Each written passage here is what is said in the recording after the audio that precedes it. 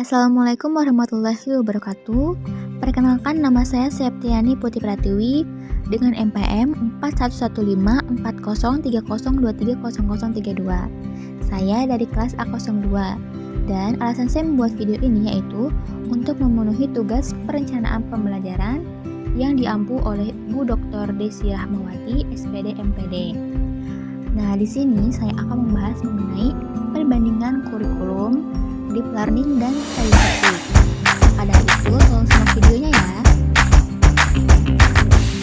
Nah, yang akan kita bahas lebih dulu yaitu ada kurikulum. Apa itu kurikulum? Menurut Undang-Undang Nomor 20 Tahun 2003, kurikulum adalah seperangkat rencana dan pengaturan mengenai tujuan, isi, dan bahan pelajaran serta cara yang digunakan sebagai pedoman penyelenggaraan kegiatan pembelajaran untuk mencapai tujuan pendidikan tertentu. Atau singkatnya, kurikulum adalah panduan utama dalam pendidikan yang mengatur apa yang dipelajari dan bagaimana proses belajar mengajar dilaksanakan agar tujuan pendidikan tertentu tercapai. Nah, selanjutnya ada perbandingan kurikulum, yaitu kurikulum KTSP, kurikulum Merdeka, dan kurikulum 2013 yang dilihat dari aspek proses pembelajaran, isi kurikulum, pendekatan pembelajaran, istilah standar isi, evaluasi, komponen kurikulum, tujuan, materi, strategi pembelajaran, susunan kurikulum, dan yang terakhir ada evaluasi komponen. Nah, yang akan kita bahas pertama kali yaitu proses pembelajaran. Nah, kalau di KTSP, proses pembelajaran ini berbasis pada silabus dan standar kompetensi. Nah, guru mengembangkan silabus sendiri sesuai dengan kebutuhan siswa dan lingkup pembelajaran berfokus pada pencapaian kompetensi. Nah, kalau di kurikulum Merdeka, pembelajarannya ini berbasis proyek dan aktivitas kontekstual yang menekankan fleksibilitas dan kemandirian siswa dalam belajar. Nah, kalau kurikulum 2013, pembelajarannya ini terintegrasi dengan pendekatan tematik, saintifik. Nah, saintifik ini di dalamnya ada observasi, bertanya, mencoba, menalar, dan mengkomunikasikan. Lalu yang kedua, ada isi kurikulum, yaitu kalau KTSP, isi kurikulumnya itu ada muatan lokal dan nasional yang terintegrasi. Nah, materinya ini disusun menurut standar kompetensi dan kompetensi dasar. Nah, lalu ada kurikulum Merdeka. Nah, isi kurikulum Merdeka ini yaitu materinya disesuaikan dengan kebutuhan peserta didik dan perkembangan lokal. Nah, ada fleksibilitas dalam pemilihan materinya. Nah, lalu ada kurikulum 2013. Nah, isi kurikulum 2013 ini yaitu materinya ini disusun berdasarkan standar isi dan kompetensi dasar, penguatan literasi, numerasi, dan karakter. Nah, lalu yang ketiga, ada pendekatan pembelajaran. Nah, kalau di KTSP, pendekatan pembelajarannya itu yaitu pendekatan saintifik secara umum, pembelajaran tematik di SD. Nah, lalu ada kurikulum Merdeka. Nah, pendekatan dari kurikulum Merdeka ini yaitu pendekatan pembelajaran kontekstual dan proyek. Nah, pembelajarannya ini lebih personal dan sesuai dengan potensi siswa. Nah, lalu ada kurikulum 2013. Nah, pendekatannya itu ada pendekatan saintifik dan tematik integratif yang mengembangkan sikap, pengetahuan, dan keterampilan. Nah, lalu ada yang keempat itu ada standar isi, istilah standar isi. Nah, kalau di KTSP, standar isinya itu sesuai dengan Permendiknas yang mencakup ruang lingkup materi dan tingkat kompetensi. Nah, kalau di kurikulum Merdeka, kurikulumnya ini tidak selalu menggunakan istilah standar isi, namun berfokus pada capaian pembelajaran yang relevan dengan kebutuhan. Nah, lalu ada kurikulum 2013. Nah, standar isinya itu diatur secara rinci dalam PP dan Permendikbud sebagai acuan, cakupan materi, dan level kompetensi. Nah, lalu ada yang kelima ada evaluasi. Nah, evaluasi ini kalau di KTSP, evaluasinya itu ada evaluasi formatif dan sumatif yang berbasis kompetensi yang dilakukan guru untuk instrumen yang dikembangkan sendiri. Nah, kalau di kurikulum Merdeka, evaluasinya itu evaluasi otentik melalui portofolio, reflektif, dan hasil proyek belajar yang fokus pada proses dan hasil belajar. Nah, kalau kurikulum 2013, Evaluasinya itu ada evaluasi formatif dan sumatif terpadu yang memadukan penilaian kognitif, afektif, dan psikomotor dengan rubrik yang jelas.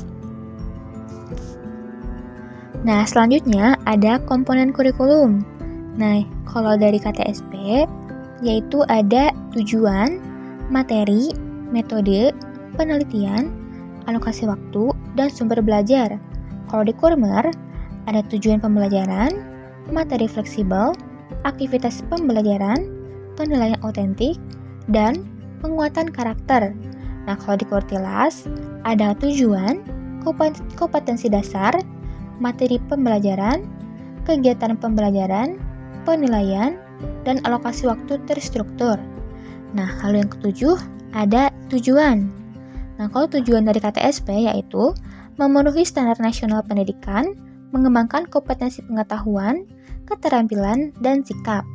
Nah, kalau dari Kurmer yaitu membentuk peserta didik, mandiri, kreatif, dan bertanggung jawab, dan berorientasi pada pengembangan potensi individu. Nah, kalau dari Kurtilas, yaitu tujuannya membentuk peserta didik berkarakter, berkompetensi, kreatif, dan berbasis nilai Pancasila. Lalu yang ke-8 ada materi. Nah, materi dari KTSP ini ada berbasis kompetensi, muatan lokal diperhatikan, materi disusun dalam silabus oleh guru. Nah, kalau dari Kurmer, materinya ini dapat dipilih dan disesuaikan dengan kondisi satuan pendidikan dan kebutuhan peserta didik. Nah, kalau dari Kurtilas, materinya ini sistematis berdasarkan standar isi yang diintegrasikan dalam tema untuk tingkat SD. Nah, lalu yang ke-9 ada strategi pembelajaran. Nah, strateginya itu kalau dari KTSP, strateginya adalah strategi pembelajaran variatif disesuaikan dengan materi dan karakteristik siswa, dan penggunaan metodenya ini metode konvensional dan inovatif.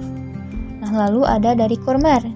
Nah, kalau strategi pembelajaran dari Kurmer ini lebih fokus pada pembelajaran berbasis proyek, eksplorasi, diskusi, dan kolaborasi. Nah, kalau dari Kurtilas, yaitu strateginya pendekatan saintifik dan tematik dengan metode diskusi, demonstrasi, eksperimen, dan refleksi. Nah, lalu yang ke-10 itu ada susunan kurikulum. Nah, kalau dari KTSP ini, susunan kurikulumnya ini terdiri dari standar isi, standar kompetensi lulusan, kompetensi dasar, silabus, dan RPP yang dikembangkan oleh guru. Nah, kalau dari Kurmer, strukturnya ini lebih fleksibel dan memberikan keleluasaan bagi guru dan sekolah untuk menentukan jalannya pembelajaran. Nah, lalu ada Kurtilas. Nah, kalau Kurtilas ini terdiri dari standar isi, standar kompetensi lulusan, kompetensi dasar, silabus, dan RPP dengan format yang baku. Lalu yang terakhir itu ada evaluasi komponen. Nah, kalau dari KTSP itu penilaiannya ini berfokus pada pencapaian kompetensi yang mencakup evaluasi proses dan hasil belajar. Nah, lalu ada dari Kurmer. Nah, kalau Kurmer ini penilaiannya ini holistik dengan reflektif, dengan refleksi, portofolio, dan hasil produk belajar.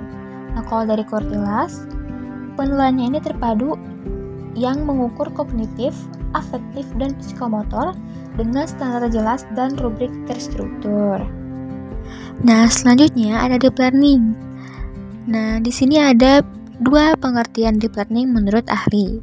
Yang pertama itu ada menurut Robert Randall. Nah, Robert Randall ini mendefinisikan deep learning sebagai pendekatan pembelajaran yang berfokus pada pemahaman yang lebih mendalam dan bermakna, di mana siswa tidak hanya mampu menghafal fakta, tetapi juga mampu menghubungkan konsep dan menerapkannya dalam berbagai situasi nyata. Nah, lalu yang kedua itu ada menurut Wan Kurniawan. Nah, Wan Kurniawan ini menyatakan bahwa deep learning ini adalah sebuah pendekatan pembelajaran yang berfokus pada 3 elemen utama, yaitu yang pertama, ada mindful. Mindful itu artinya kesadaran penuh dalam belajar. Lalu ada meaningful, yaitu materi yang relevan dan bermakna. Lalu yang terakhir itu ada durable, yaitu pengetahuan yang bertahan lama dan dapat diaplikasikan. Nah, berdasarkan pendapat dari Robert Randall dan Wan Kurniawan, deep learning ini dapat disimpulkan sebagai yaitu pendekatan pembelajaran yang bertujuan menciptakan pemahaman yang utuh, bermakna, dan bertahan lama pada siswa. Nah, inti dari deep learning ini adalah yang pertama, yaitu melampaui hafalan. Nah, maksudnya, siswa tidak hanya menghafal fakta, tetapi juga sungguh-sungguh memahami inti dari suatu konsep. Lalu yang kedua, konektivitas dan aplikasi. Jadi, siswa ini memiliki kemampuan untuk menghubungkan berbagai konsep yang dipelajari dan menerapkannya untuk memecahkan masalah atau dalam berbagai situasi di dalam dunia nyata. Ini tuh seperti yang ditekankan oleh si Robert Randall. Lalu yang ketiga ini ada elemen kunci atau 3M. Jadi, pembelajarannya ini dilakukan dengan kesadaran penuh atau mindful yang melibatkan materi yang bermakna atau meaningful dan relevan, sehingga menghasilkan pengetahuan yang bertahan lama atau durable dan siap digunakan sebagaimana yang ditekankan oleh si Kurniawan ini. Nah, jadi secara keseluruhan, deep learning ini adalah belajar dengan sungguh-sungguh memahami, menghubungkan, dan menerapkan, bukan hanya sekedar menghafal. Nah, selanjutnya itu ada pendekatan saintifik.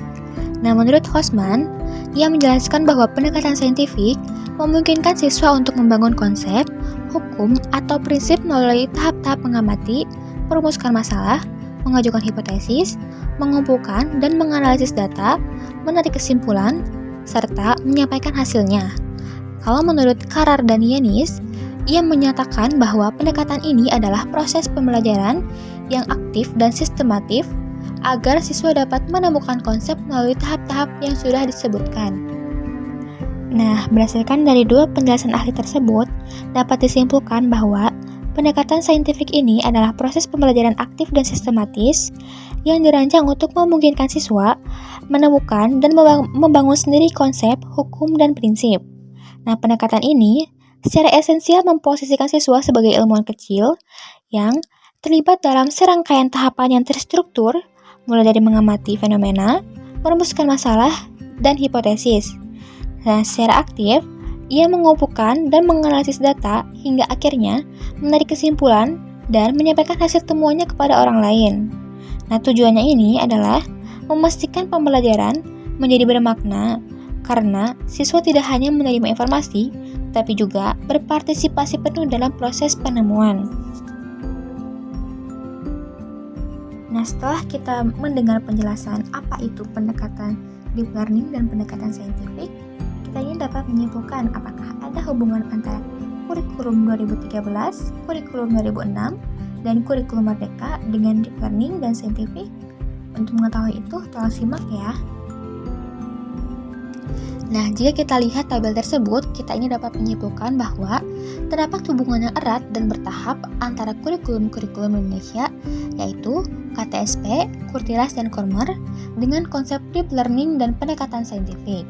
Nah, hubungan ini mencerminkan evolusi sebagai upaya pemerintah dalam mengarahkan pembelajaran dari sekedar hafalan fakta menuju pemahaman kontekstual yang mendalam. Nah, pendekatan saintifik ini adalah jembatan utama yang menghubungkan Kurtilas dengan tujuan deep learning. Nah, pada Kurtilas, pendekatan saintifik secara eksplisit diharap diwajibkan melalui 5 langkah, yaitu mengamati, menanya, mengumpulkan atau mencoba, menalar, dan mengkomunikasikan.